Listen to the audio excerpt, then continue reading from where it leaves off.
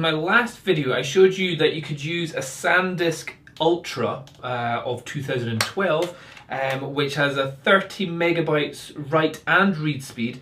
You could use that for recording HD video, no problem whatsoever.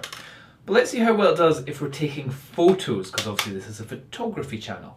So with the Canon 5D Mark II, this takes 21 megapixel images. So what I've done is taking the full 21 megapixel RAWs and high quality full resolution JPEGs as well. So each file here is 31 megabytes, or around about there depending on what you're shooting. So I'm thinking they should only be able to take one photo and then that's it full up. But let's see how well it goes, and we'll see how long it takes for the little red dot to stop playing. So let's see. Counting.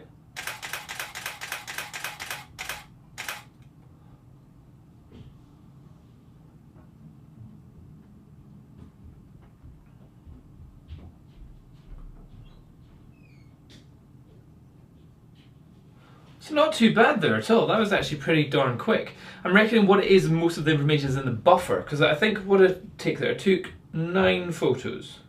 And I think it started to get slower at around about the 7th photo there. Let's see how well it works on the Nikon d700, which is only a 12 megapixel camera. However, you can do uncompressed RAW, which will still be around about the 25 megabytes. Let's stick it in there. Okay, so I've got my Nikon D700 onto a lossless, uncompressed 14-bit RAW file, and that's giving me roughly the same amount of photos that the Canon 5D Mark II will take, although it's only a 12 megapixel compared to 21, but it's saying, yeah, it's about 117 photos on a 4 gigabyte card. So this, without the extra battery pack, will give me 5 frames a second, which is a little bit faster than the Canon, but let's see how well it does on this.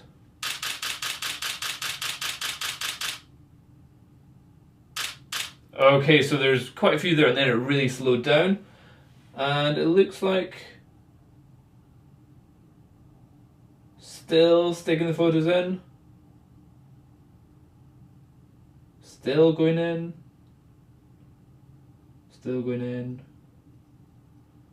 still going in.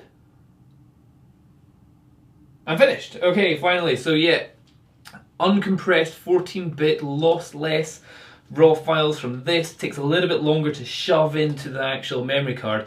However, the memory card is obviously still able to take a good 5 to 10 photos in one go, but I think that's more likely to be the buffer that's holding the information before it squeezes in. However, what I would say is, unless you're doing sports photography where you need to have 50 photos all in 1 second and be able to take more photos again, if you're doing portrait stuff, again, Sandisk Ultra 2 of 2012 is fast enough for pretty much 99% of the shooting. What I would say again, high-tech sports, fast-moving sports stuff where you need lots of photos and you need a high buffer rate, yeah, you probably want to get a better memory card. But most things, Sandisk Ultra 2 cheap memory card works fine. Hope that helps.